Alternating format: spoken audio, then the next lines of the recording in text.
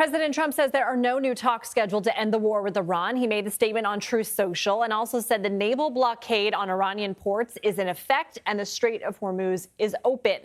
But Iran says the critical waterway is closed and won't reopen until the U.S. lifts its blockade, ends oil sanctions, releases Tehran's frozen assets, and stops all military operations. Now, today, a key mediator in Qatar said an agreement between Iran and Oman over the strait would make it easier to resume negotiations to end fighting. President Trump, remember, threatened to bomb Oman earlier this week. And two regional officials tell CBS News it's because he opposes this still unannounced deal with Iran and any attempts to collect fees from ships. CBS News Chief White House correspondent Nancy Cordes is following this for us. Today, President Trump labeled the strait a new U.S. territory on a map posted on social media. I mentioned the bombing comments.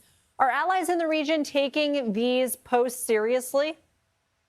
I think they are viewing these posts, Lindsay, as presidential bluster.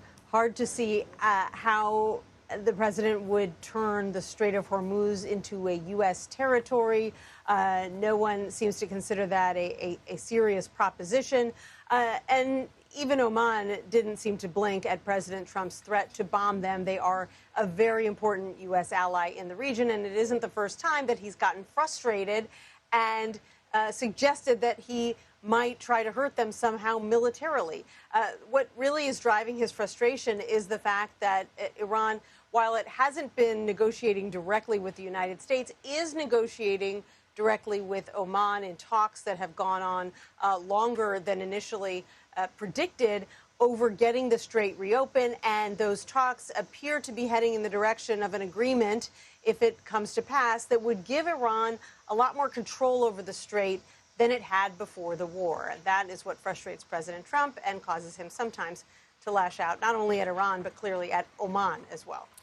You know, we've been talking about the primaries tonight, Nancy, and oil prices are up. Affordability is a big concern. We've got the midterms coming in November. Does that weigh on President Trump's mind as he thinks about the war? Because I know in the past he has said he only thinks about Iran not being able to have a nuclear weapon. So does he care about the politics of this and what it looks like, or is he more interested in cementing his legacy?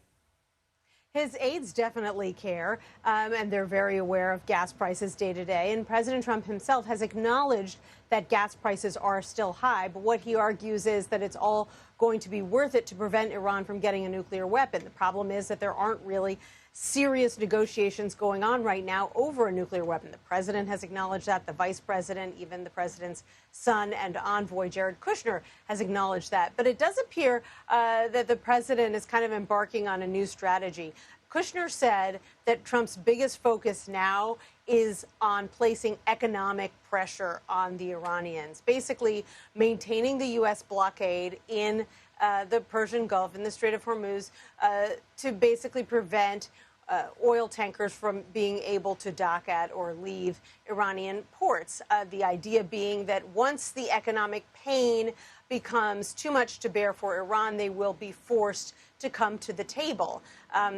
The challenge is that that hasn't happened yet, and they've been experiencing economic pain and pressure for quite some time. So do we know what their pain point is, what that final red line is for them?